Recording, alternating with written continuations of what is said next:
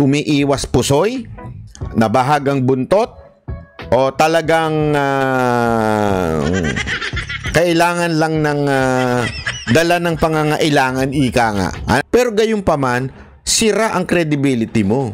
Bilang Senate President, bakit mo pahihintulutan ang ganitong klase na desisyon, ika nga, na tumiklop kayo sa utos ng Malacanang? Sigurado ako, kung may Gulfstream ka na aeroplano, mayroon kang mga area sa Amerika, kaya prepare. Ayaw pang sabihin kung sino eh. Si Kong ano ba yan? Gago! Napakatarantado talaga ng gobyerno to. March 11, doon nila dinukot si Pangulong Duterte papuntang Dahig. Diba? March 11. March 12, doon lang sinertify ng DOJ yung warrant. So, napakasinungaling ni Torre na sinasabi niyang may warrant nung inaresto niya si Pangulong Duterte. Diyan pa lang, mga kababayan, matinding ano na ho yan, katarantaduhan na ho ng gobyerno yan.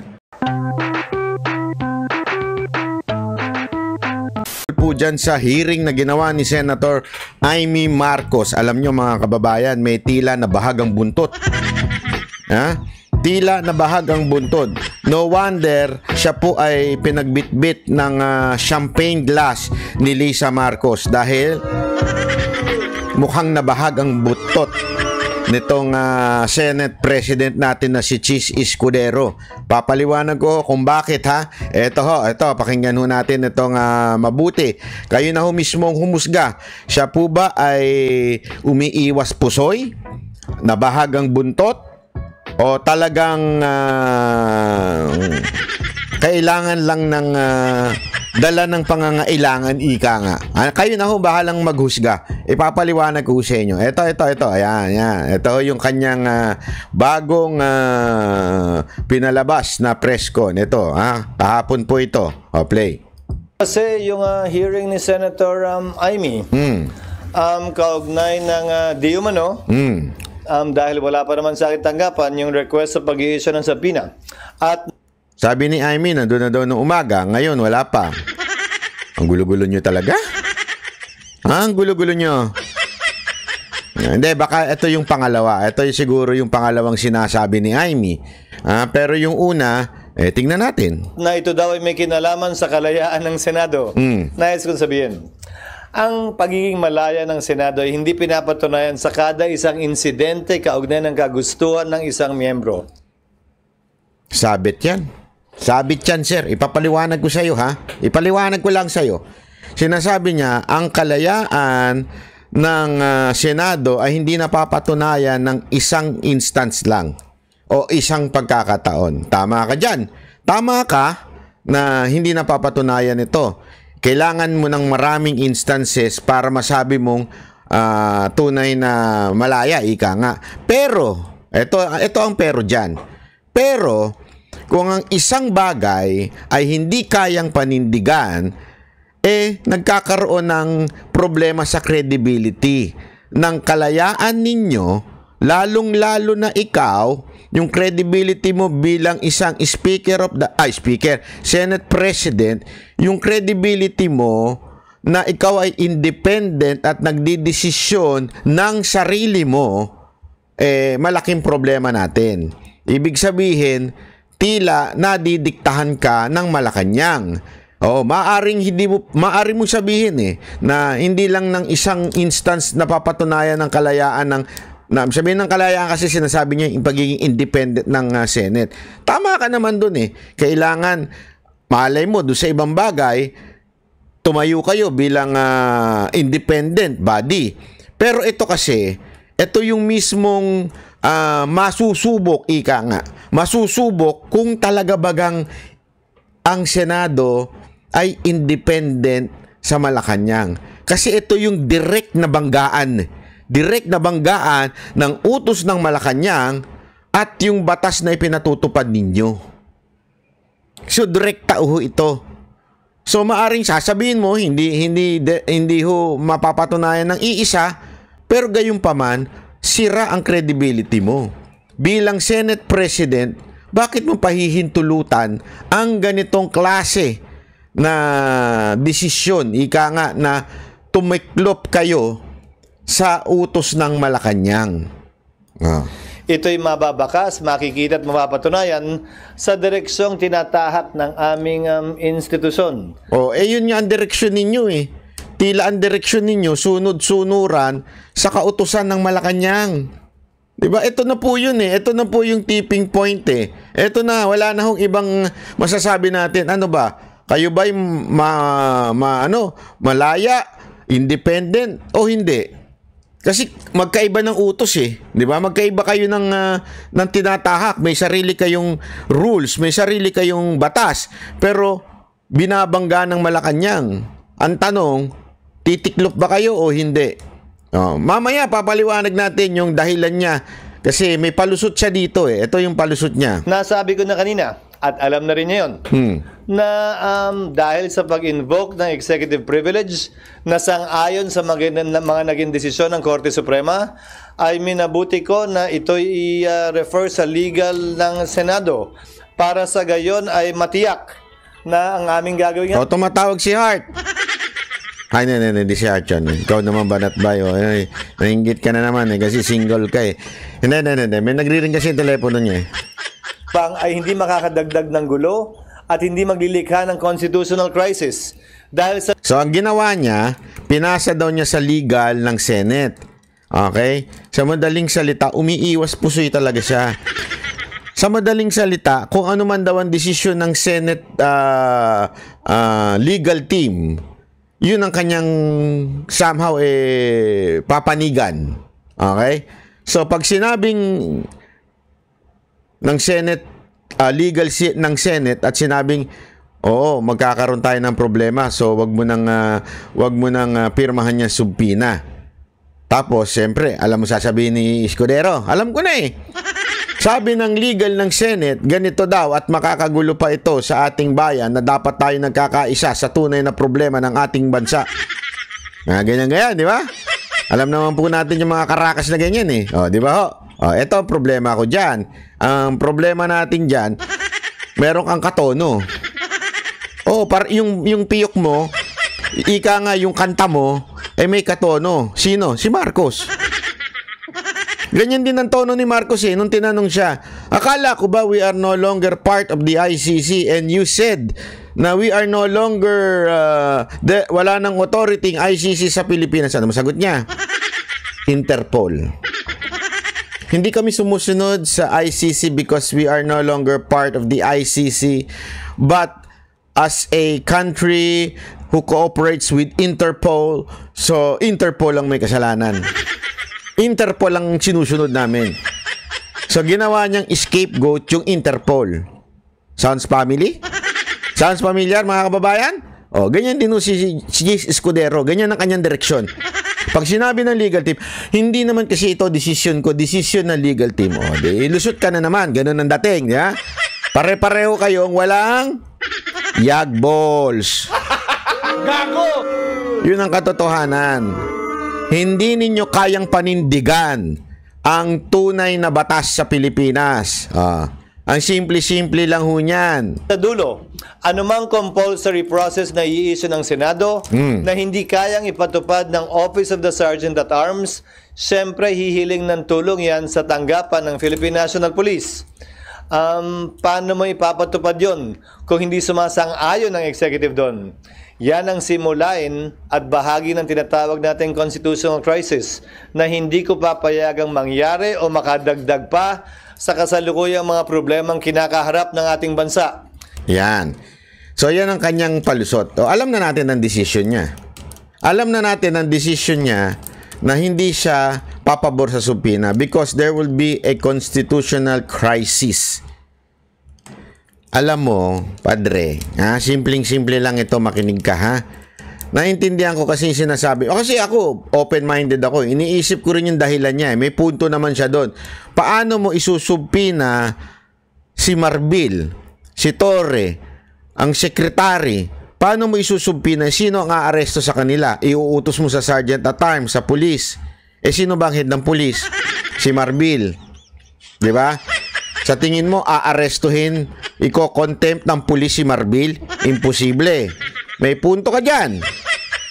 May punto ka dyan, padre. Pero, isa lang masasabi ko sa'yo. Ha? Hindi yun ang punto ng taong bayan. Ang punto ng taong bayan ay wala na kaming kakampi sa gobyernong ito. Na supposedly, the government is for the people.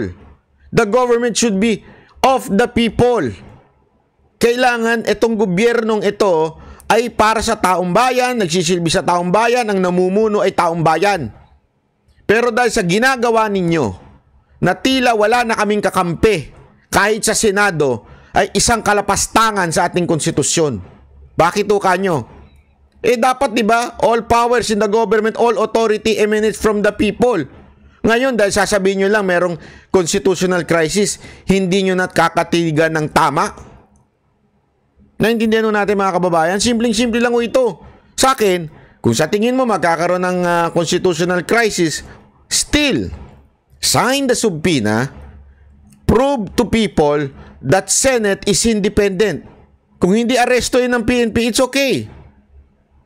At least you prove to the people that you are independent and that you are in the side of the people.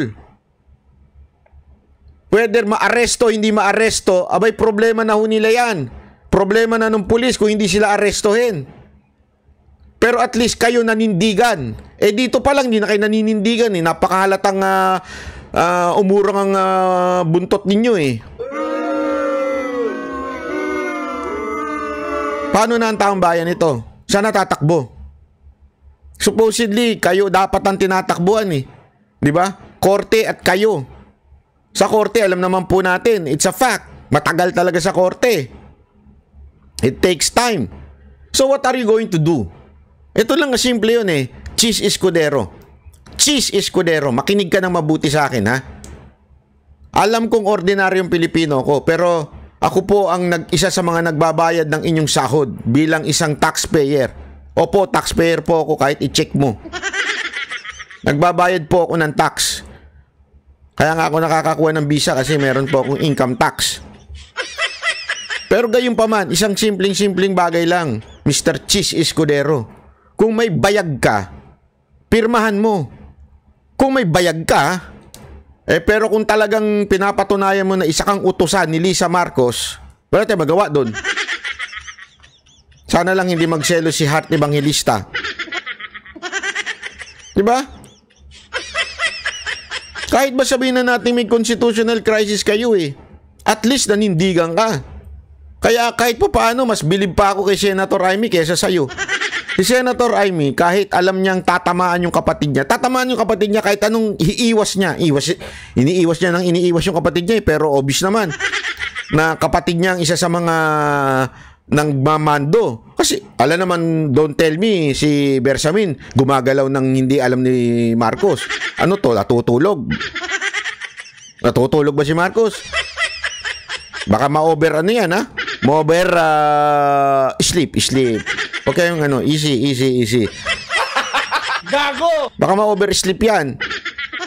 Hindi, kasi ganun ang dating. Pero gayon pa man, ano ginawa ni Senator Amy? Kahit alam niyang mahirap kalabanin, kahit alam niyang medyo magkakaroon ng constitutional crisis sa gagawin niyang hearing, ginawa niya. Then let the people decide. Let the people know. That's what is important here. Malaman ng taong bayan, nakakampi namin kayo. Eto, anong kinukonclude nito sa sinasabi mo? Na ikaw ay tuta ni Marcos. Na ikaw ay sunod-sunuran sa Malacanang. Yan po ang pinatutunayan nito. Di ba? Hindi yan constitutional crisis. Anong pakialam ng taong bayan doon? Kung hindi sumunod yung pulis, wala tayong magagawa. Ganun naman talaga sila Alam mo, ito bigyan kita ng istorya. Istoryahin lang ito. Ito, napakasimpleng istorya. Alam mo ba kung gaano kabastos? Gaano kabastos ang Espanyol sa atin? Nung panahon na si Rizal, papatayin na sa Luneta, di ba? Alam mo, kinuha ng mga Espanyol, mga Pilipino. Ang nagsuplong din ay mga Pilipino. Ang mismong babaril kay Rizal, mga Pilipino. Tapos, nasa likod nila yung mga Espanyol. Pag hindi nyo binaril yung si Rizal, kami yung babaril sa inyo. Ganon kawalang niya ang Espanyol. Tapos, alam mo, sigurado ako, sa mga kawal na nandun, alam mo sinasabi nila? Ginagawa lang namin trabaho, utos sa taas yan eh. Wala kami magagawa, utos sa taas, ipapatayin kami. O, di ba? Kasi, noon yung time na yun, ganun dun eh. Noong time na yun, papatayin ka talaga pag hindi ka sumunod sa utos eh. Papatayin kami. Nakatutok yung baril sa amin eh. Di ba? Kaya lahat kami, we will pull our trigger. Alala nyo yung ginawa kay Rizal? Ganun din ang ginagawa ng mga pulis kasi ngayon eh. Yan din ang dahilan nila eh. Kailangan lang namin sumunod, utos sa taas eh. Wala naman kaming choice. O anong pinagkaiba nyo doon sa bumaril kay Rizal? Wala. Ngayon, ano punto ko dito, Mr. Escudero? Parang ganyan ka din. Parang ganyan ka din. Hindi mo gagawin kasi magkakaroon ng problema. Magkakaroon ng crisis. Ang punto dito, nanindigan ka. That's the very point. Nanindigan ka. Wala. Dito pa lang. Wala na. Alam mo, sigurado ko, deep in your heart, alam mong sablay ang ginawa nila Torre, nila Marbil. Alam mo, matalino ka eh. Doon sa vlog nyo ni Hart. Galing-galingan ka eh. O, di ba? So, sigurado ako matalino ka. Alam mo yan. At mismo, yan ang konklusyon. Kasi lumabas doon sa hearing na talagang pinagplanuhan, mali-mali yung sinunod na order. Mamaya, itutuloy natin yung hearing na yan. Di ba? Ibig sabihin lang nun, wala ka talagang bayag. Sana bumaba ka na bilang Senate President. Kung hindi mo kaya, bumitaw ka na dyan. Wala pa talaga ako nakikitang ano eh. Kaya dapat talaga iboto natin yung mga... Kasi yung mga Duterte senators, yun ang may mga bayag. Yung mga kandidato ni Duterte, yun ang may mga bayag. Unang-una na dyan, si Kibuloy. Hindi, walang biro ito mga kababayan. Ha? Si Kibuloy po. Bilyon ng alok para kunin ng SMNI, sumunod sa utos ni Marcos, sumunod sa utos ni Romualdez. Bilyon. Ganong katindi ang alok. Nung hindi siya pumayag, ano nangyari? Kinulong siya. At least nanindigan. Yeah? At yung iba pang mga tumatakbo ngayong senador sa ilalim ni Pangulong Duterte, lahat po yan may mga paninindigan. Lahat po yan may bayag. Kaya sana ma-replace ka na. Sana mapasok lahat mga kababayan. Alam ko nakakainit ng ulo ito, nakakainit ng dugo ito si Chis Escudero. Pero again, paano tayo gagante? Hindi natin sila magagantihan. Hawak nila kapangyarihan eh. Alam mo sa totoo lang ngayon, pag nag-uusap-usap kami ng mga vlogger, isa lang nasasabi namin eh. Hawak nila ang kapangyarihan. Hindi na nila sinusunod ang due process. Wala na tayong magawa bilang mga Pilipino para tayong inaabuso araw-araw. Pero alam nyo, isa lang, may magagawa tayo sa eleksyon. Sa darating na eleksyon, dyan natin ilabas, ibuhos ang galit natin sa eleksyon. Iboto talaga natin ang mga kaalyado ni Pangulong Duterte. Wag na tayo, hindi ko gusto yan, hindi ko kilala yan, wag nang ganon. Ibuhos na natin ang galit natin dito. Kasi kung pinagkatiwalaan ni Duterte yan, may tiwala si Duterte. Hindi naman po yan na mag-i-endorse ng wala siyang tiwala at masisira siya. May tiwala ho siya sa bawat isa doon. Kaya doon pa lang sa fact na yun, iboto na natin. Diba? Yun ang nga sa akin. O, tuloy natin tong pautot nito. Tinanong nyo ako kanina, sang-ayon ba sa pagkakaroon ng pagkakaunawaan o mas pagkakahiwa-hiwalay natin ang pagdinig na ito? Tingin ko yung pagdinig, hindi. Pero kung gagawin namin itong hakbang na ito nang hindi pinag-aaralan ng lubusan, marahil ay hindi ito makakatulong sa pagkakaisa natin at dadagdag sa posibilidad na magkawatak-watak tayo lalo. Alam mo, kung ganyan lang pala, di sana yun na lang sinabi ni Duterte nung kinukulong siya. yung dudukutin na siya. Alam mo, tigil yan kasi masisira ang pagkakaisa ng bawat Pilipino. Sila ang sumira eh. Nananahimik si aling Vice President eh. Anong ginawa ninyo? Kaliwat kanan na sinira, hindi ikaw, hindi ka saldot. Kaliwat kanan ng ginawa ng gobyernong ito para siraan siya. Kaliwat kanan, pina-impeach siya. Kaliwat kanan talaga ang ginawa. Ano nangyari? Nagkagulo. Tapos ngayon na dinala si Duterte doon, sasabihin mo, hindi, it's time to unite. Tang-inang yan. Time to unite? Nandun na si Duterte, time to unite? Ngayon pa? Pagkakaisa? Anong pagkakaisa? Pagkakaisahan nyo. Baka pagkakaisahan nyo. Hindi na pagkakaisa yan eh. Pagkakaisahan nyo. Yan ang katotohanan. Yeah? Alokohan. Iintayin ko muna yung legal, pero ayokong inaakusahan ng Senado na hindi nagiging patas, depende kung pipirma o hindi. Hindi kung gusto namin akusahan, kukontempt mo din kami. Mga vloggers. Ayan na naman kayo. Pag hindi nyo nagustuhan yung sinasabi namin, kukontempt nyo kami. Pag ordinaryong Pilipino, daling contempt, no? Walang crisis. Pero pagka mga opisyal, puro crisis. Hindi, alam nyo mga kababayan, kaya nakakagalit. Nakakagalit, nakakatampo, nakakainis. Lahat to. Dahil itong gobyerno to, this government is for the powerful oligarch, powerful politician, for the rich people. This government, wala nang hustisya sa gobyernong to. Lahat na lang sinusubukan yung baliin. Tapos pag may nagreklamo, nagagalit kayo. Pag yung mga vloggers nag-voice out, gigipitin nyo. Yan ang katotohanan. Kaya, alam mo, sa totoo lang, pag nag-uusap-usap na ho kami, parang nakaka-lose na ng hope sa Pilipinas.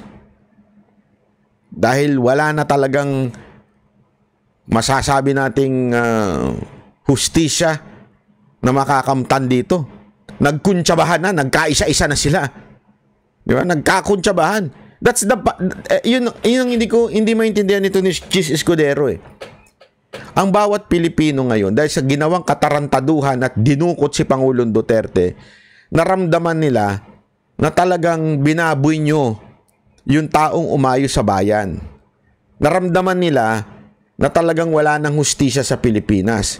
Ngayon, iparamdam nyo man lang sa amin na kahit papaano, kakampi namin kayo.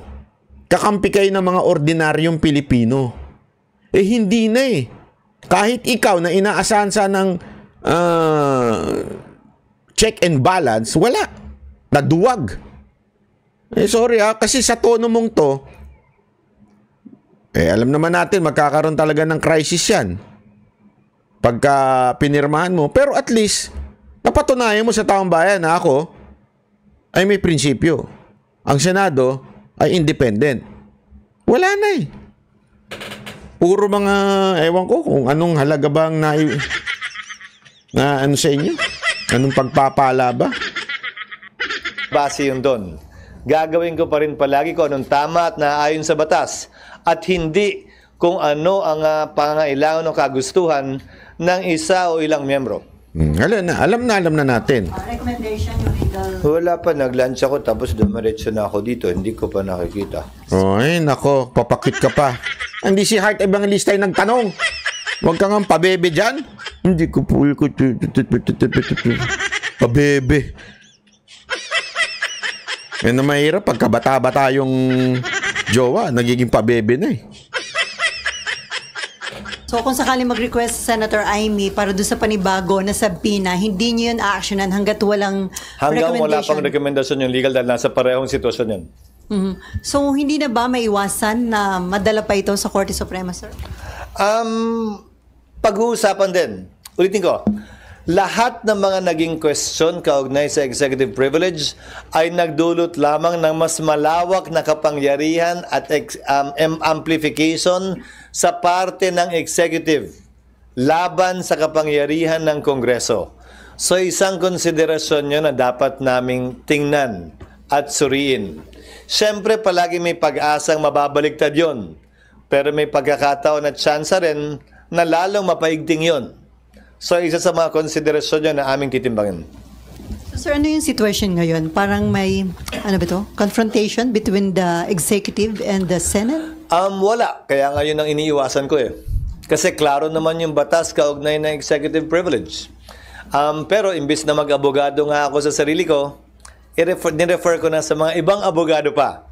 Para Iwas pusoy ako, ganun. Para iwas pusoy ako.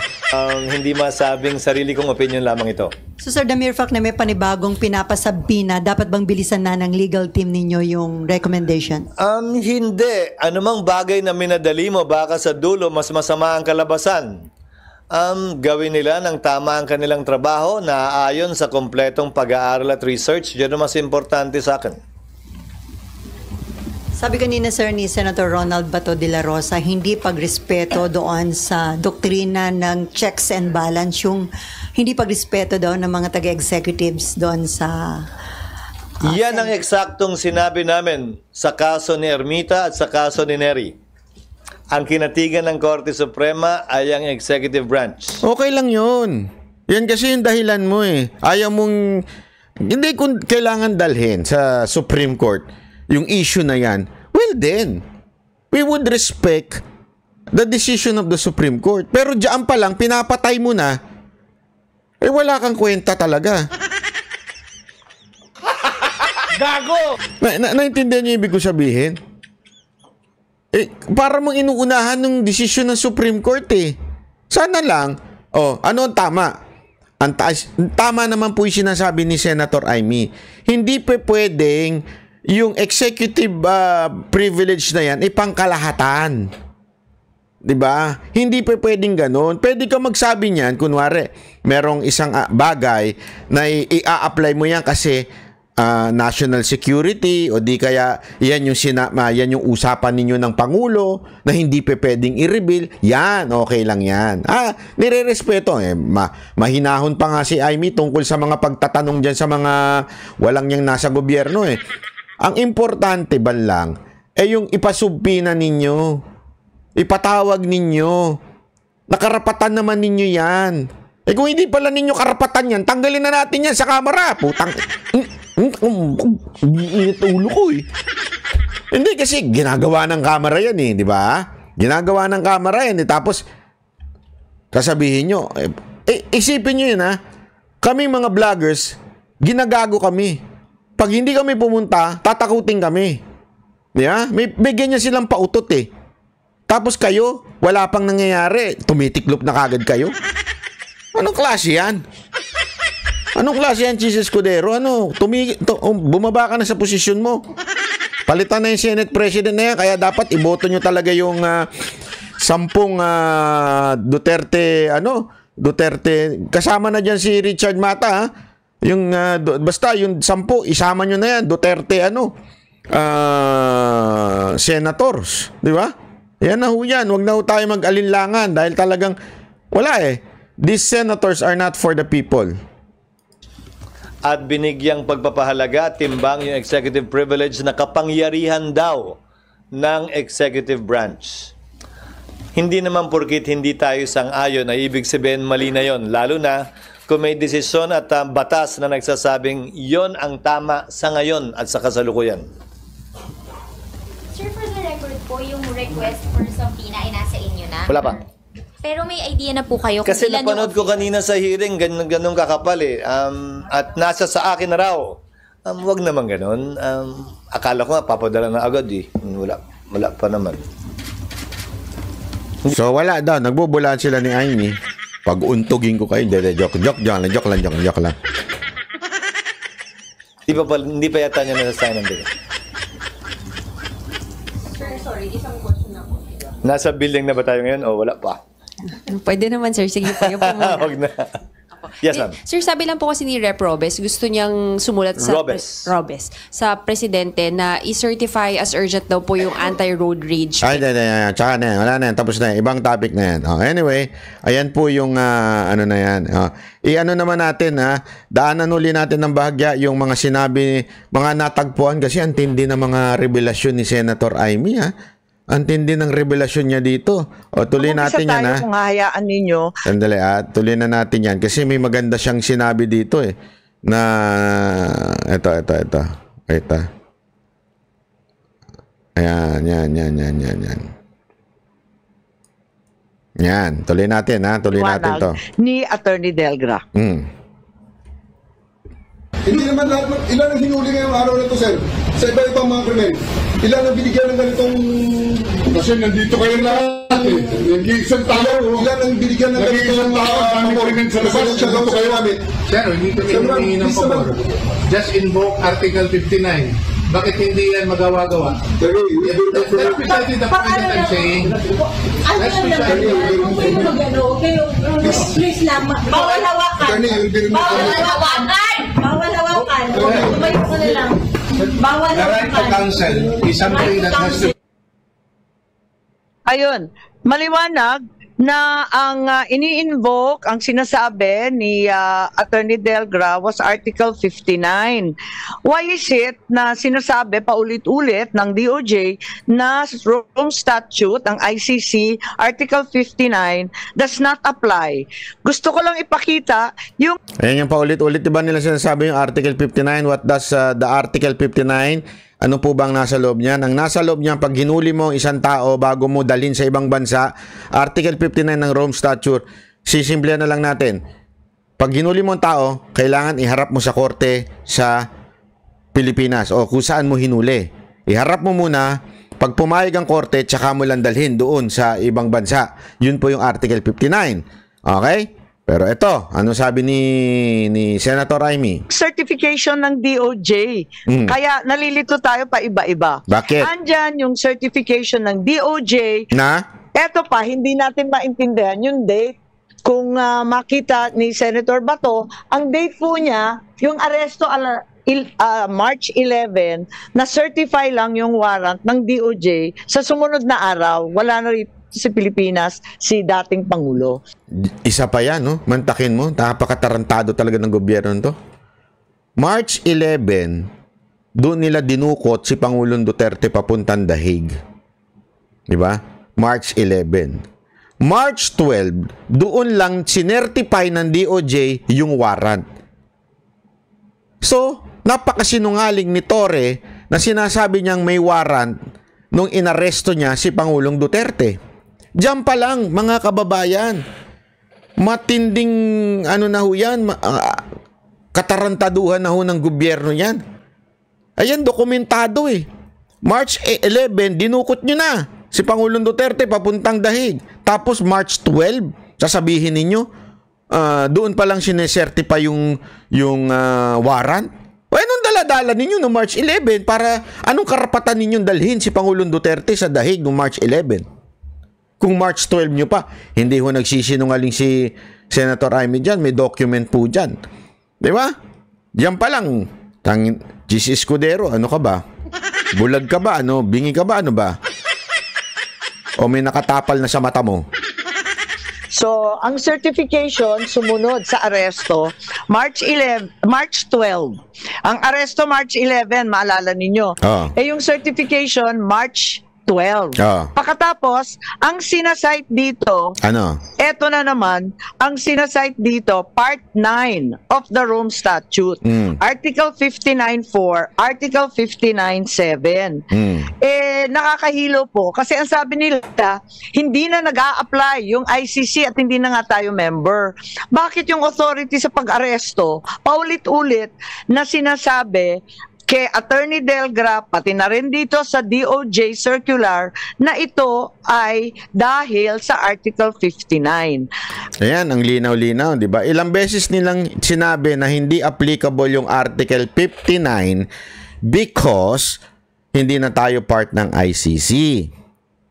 So wala na daw authority yung Article 59. But according to this document, certified by DOJ on March 12, after nawala si Pangulong Duterte dito, ang sinasite pa rin daw ay yung Article 59. Pero ano nangyari doon sa part ng Article 59 that you have to bring it sa local court? Isa na namang katarantaduhan. Kaya nga, kailangan ipaliwanag nila kasi hindi natin po maintindihan. General Torre also claimed that he arrested E.S. Medialdea. Makikita natin yan for the obstruction of justice. Ayan, mas kabisado na ni Senator Bato ito kesa sa akin ha. He admitted that he even handcuffed him. At binasahan pa siya ng Miranda rights eh. Ayan, lahat yan sinabi ni Torre. Inaresto niya si Medialdea, obstruction of justice, binasahan niya Miranda rights, pinusasan niya. O, tuloy. Kung maalala natin dun sa video. Eh kung ganon, kung inaresto niya si E.S. Medialdea to the local court, bakit hindi niya dinala sa presinto o inarestong totoo? Bakit imbes na arestuhin at talagang ikulong, pinadala pa sa Hague? Now, ito, ganyang katalino ang mga Duterte at kahit to si E.S. Medialdea. You know why? Diba? Ang tapang niya doon. Oh, di sige, arestuhin niyo ako. Kasabi niya, diba? Alam mo kung bakit niya sinabi yon? Kasi alam niya na pag inaresto siya because of the reason na obstruction of justice, which is the obstruction of justice is based on Philippine law. Therefore, you should bring him sa presinto. Dapat dalin mo siya sa presinto, dalin mo siya sa korte, doon nyo idemanda, doon nyo panagutin. Kaya pala, nagpipresinta si Medialdea at sinasabi niya, sige, arestuhin nyo ako, subukan nyo. Kasi nga, merong dahilan para madala sila sa presinto. Tama, mali. Ang tanong, bakit hindi sa presinto dinala? Bakit sa eroplano? Doon na ba ngayon ang presinto? Nandun na po ba ang husgado natin ngayon? Yung piloto po ba, siya po yung judge? Gago! Diyan pa lang, sablay na naman. Parang anggulo. Kasi nung nandito si General Torre, talagang gustong-gusto niya yung Article 125 ng Revised Penal Code kay PRRD. Pero bakit kay E.S. Medialdea, inaresto niya, tapos hindi naman niya kinuha. Imbes, pinasakay pa niya ng eroplano. Nalilito kaya ako. Tama ba yun? Hindi ba pag inaresto mo, ito turn over mo na o ikukulong na? Paano ba ang sistema, Senator Bato? Dapat talaga. Inaresto mo na eh. Hinangkap mo na. So, ano bang next move doon? Ha? Kaya nga nakakapagtaka, pinagbiyahin niya. Tama ba yun? Wala makapagsabi na tama yun. Oo nga. At eto pa, nung si General Torre sinabihan, si Attorney Delgra ang susunod na aarestuhin. Ano to? Pananakot ba to? Or talagang sinasabi niya kung anong gagawin niya next? May pananakot. Was he going to arrest him for what? Was Attorney Delgra committing a crime? Wala naman na, di ba sa video, nakaupo lang yung tao eh. Tapos, bakit hindi niya tinuloy yung aresto kay Attorney Delgra? Gusto ko sana siyang tanungin eh.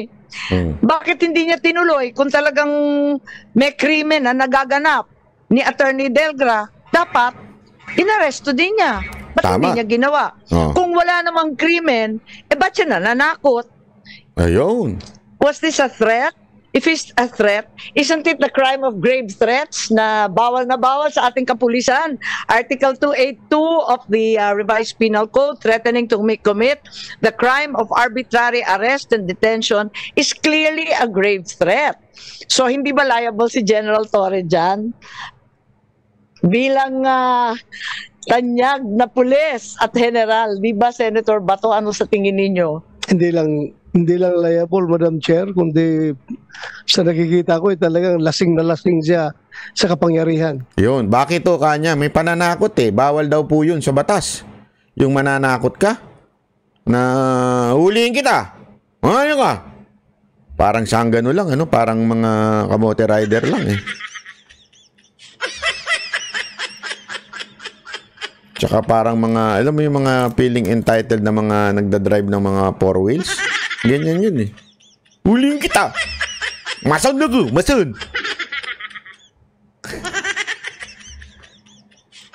Mukhang he went overboard. Lahat na lang binayulit niya. Kaya nga, sunod nga eh. Parang hindi naman tama to. Kaya sana nandito sila, pinagtanggol nila yung sarili nila kasi marami sa atin. Nagtataka, bakit ganon si Medialdea, nabasahan na, nahandcuff na, tapos hindi naman kinuha, pinabiyahe. Tapos yung isa, tinakot ng tinakot, wala namang ginagawa. At labag yun sa batas eh. O sige, iba naman topic ngayon sa doktor. Yan. Doktor ano? Naman. Oh. Dahil mapunta tayo sa ibang usapin, marami tayong naririnig at alam natin na may mga doktor na tumingin kay Presidente Duterte. Tingnan natin. Ang balita, ang sabi, si Presidente Duterte tumaas ang blood sugar. Meron tayong nakikita dyan at ang balita, ayun, ayan, tumaas daw ng lampas ng 300 kahit may insulin shots na siya. Hindi bumababa ang kanyang sugar for diabetes management. Meron siyang insulin pero nandun pa rin sa 328 ang kanyang blood sugar. He was advised because of his acute diabetic complications na magpahinga muna. Hindi naman ako doktor, pero yung 300, talagang nakaka-alarma, di ba? Napakataas nito. Oo, taas yan. Bulag ka. May diabetes ako niyan, talagang mataas yan. Na talaga, at tulog ka na ng tulog. Nakita nga natin na nakatulog siya, di ba? Doon sa isang maliit. Ganyan po ako, pagka mataas ang sugar ko, inaantok po ako. Naku. Banatbay. Naupuan. Bakit pinagpilitan pa rin ng mga otoridad na dalhin si PRRD? Tapos may stopover pa sa Dubai na napakahaba. Kahit ganito yung kondisyon niya. Sino yung doktor na pumirma ng travel certification? May balita kasi na ayaw ni Colonel Dr. Donald Palma, yung cardiologist ng AFP. Ang sabi daw, lahat ito daw kasi maraming nakarinig, na wag daw ipagbiyahe kasi may sakit. Mahina yung kondisyon. Pero pinagpilitan.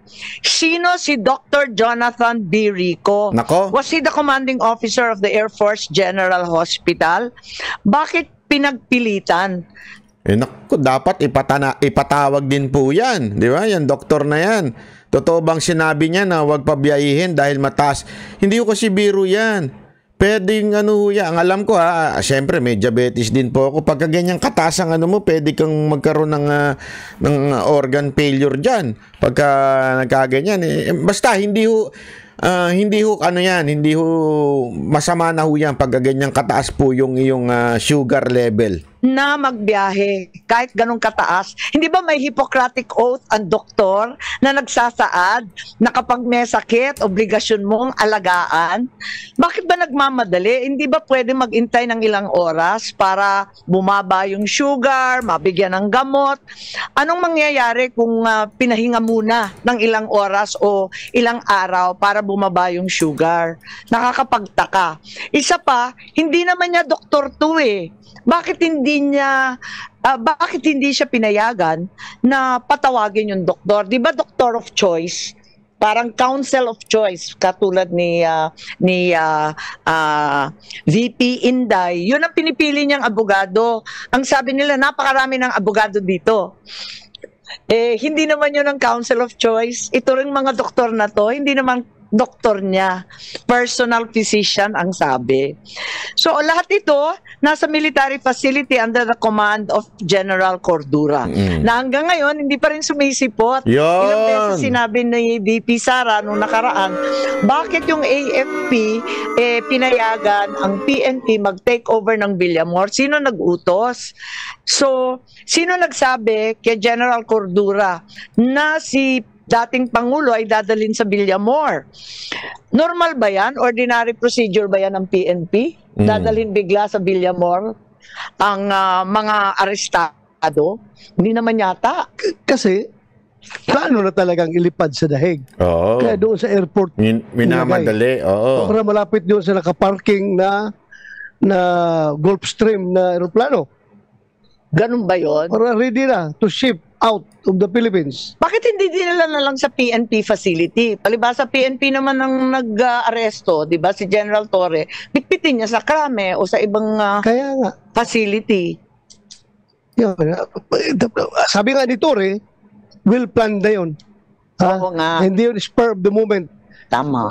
Bago pa dumating si Pangulong Duterte dito, naka-ready na yung Gulfstream na aeroplano doon, naka-standby malapit sa yung facility sa Villamor, kung saan dinala si President Duterte doon. Dahil paano na talagang ilipad? Ano pa? Tama. At marami pang mga personnel ng PAF na nandun. At bakit daw dinala bigla sa VIP area? Sino yung doktor na nagbigay ng clearance para magbiyahe ang isang may sakit? Di ba AFP doctor din? So, ang ibig sabihin, yung aresto kay Presidente Duterte, military operation. Kasi puros AFP personnel, AFP Villamor, AFP personnel, pati yung doktor, pati yung tao doon. Anong masasabi natin? Alam mo, Madam Chair, that is the reason why I moved a while ago to issue subpoena dito sa mga tao na ito para masagot nila ito. Tama. Dahil, mga sundalo naman yan sila Mga sundalo naman yan sila. I understand the situation. They're just following orders. Pero pag umabot sa punto dapat, kung nakikinig yung mga kasundaluhan natin, mga kapulisan, pag umabot sa punto na yung order na binibigay sa inyo ay very unconstitutional na at klaro na may nilalabag ng mga batas, dapat tayo mga sundalo, mga pulis, mag-isip-isip rin tayo. Dahil ang ating oath is to serve and protect. Hindi po para mag-violate ng batas. So, yun po ang dapat harapin dito sa ating mga invited, supposed to be invited empty chairs sa harapan natin ngayon, Madam Chair. Maraming salamat at sang-ayon po ako. At sa transcript no nakaraang hearing, sinabi ni Secretary Gibo Chodoro, we were deputized to support the PNP. It's part of our constitutional duty. Yan ang palusot, ng ni Gibo, na deputized naman daw sila to assist the PNP for whatever reason. Natin, sino nag-utos? Sino nag-deputize? Bakit nagkaganon? Yun ang pinagtatakahan natin. Ako din, nagtataka din ako dyan. Andyan yata yung transcript, hindi po ba? At maliwanag naman yun. Yes. So sinabi niya na deputize, na pag-utusan lang daw sila, tulad ng sinasabi niyo, Senator Bato, na nautusan. Ayan o. Ayun. Yun. We were deputized. Ang tanong ng taong bayan, sige, sino nag-utos? Sino nga ba? Yun ang tanong. Nobody can make, Madam Chair, nobody can make an utos or an order to a Secretary of National Defense. Kundi, somebody above him. Ayun na yun. Tingnan mo medyo dito sa part na to, iiwas si Marcos dito, si Amy Marcos. Kasi tama yung sinasabi ni kasi tinatanong ni Senator Amy, sino nag-utos na i-assist ninyo ang PNP? Hindi naman kasi pwede yan Tanda natin hindi natin sa pinagbabangga po ang PNP at AFP. Magkaiba po sila ng mandate. Hindi ko pwedeng porket general yung si Torre, uutusan niya yung mga private army na private army, yung mga private, 'di ba? O yung mga hindi pa private, yung mga nasa baba na mga sundalo, hindi niya pwedeng utos-utusan 'yon. Dadaan 'yun sa taas. Ika nga. O sino ho ba? Ang isa diyan, 'di ba? Pinaka-ano nga diyan, si Gibo. Secretary of National Defense. So ano ibig sabihin po niya, mga kababayan? Simpleng-simple lang. Dito dito makikita ninyo na sinasabi nga ni Bato, ang pinaka-boss ni Gibo, walang iba kundi si Marcos, ang presidente. So involved talaga sa kaguluhan na ito si Marcos kahit natutulog, di ba? Hindi naman natin masasabing natutulog yun. Hindi, kaya nga hindi, kasi yung sinasabi na baka natutulog lang yan, walang alam yan, baka si Romualdez lang lahat yan. Hindi. Don't tell me, si Gibo sumusunod sa utos ni Romualdez at hindi kay Marcos. Mas lalong katarantaduhan po yun. Mas malaking kagaguhan po yung ganon. Who is above the Secretary of National Defense?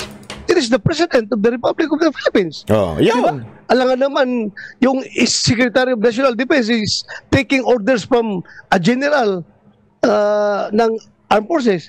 It should be somebody from above. So, maliwanag pa sa sikat ng araw na presidente ang nagbigay ng order na yun. Nako. Dahil sabi mo niya, bakit mo sinabi yan? Hindi tinutumbok ni Army yan. Yun na nga. Kaya gusto natin malaman kay Secretary Teodoro sino nag-utos, kasi tulad nga ng sinabi ninyo, wala nang mas mataas sa cabinet member kundi ang Pangulo mismo. Nabanggit ni Senator Bato yung Gulf Stream at narito yung SEC para ipaliwanag at maraming nagtatanong doon sa private jet with the tail code RPC 5219 used to transport the former president to The Hague. Ayan. So, maliwanag po yan. Sinong magsasagot niyan, Madam Chair? Yun na nga, kasi wala ngang sasagot. Andito yung detalye natin na meron tayo. If President Duterte is a protected person under the American Executive Order of President Trump, does that mean the person will have all his or her assets in the U.S. frozen? Nako. Nalilito kami kasi in providing the means of transport so that the former president iti-turn over sa ICC, binigyan ng transportasyon, material support or provision of services ang tulong niya. Di ba po? Talagang hindi naman mangyayari yun kung wala yung eroplano. So, Madam Chair, if Malacanang is cooperating with ICC, albeit patago, kahit na dinay nila, kahit ano kasinungalingan na pinagsasabi nila, nag-cooperate pa rin sila dahil nangyari na nga nandun na si Pangulong Duterte. Siguro naman, it is a moral obligation of this committee also to share our findings of this committee to President Donald Trump para kung sino mang may-ari nitong Gulf Stream na ito, na aeroplano, ay kung may mga ari-arian dito sa Amerika, i-covered siya sa executive order na pinirmahan ni President Trump. So kung sino mang may-ari ng aeroplano na yan, mananagot siya kay President Trump. Sigurado ako, kung may Gulf Stream ka na aeroplano, mayroon kang mga ari-arian sa Amerika, kaya prepare. Ayaw pang sabihin kung sino Si Kong, ano ba yan? Gago!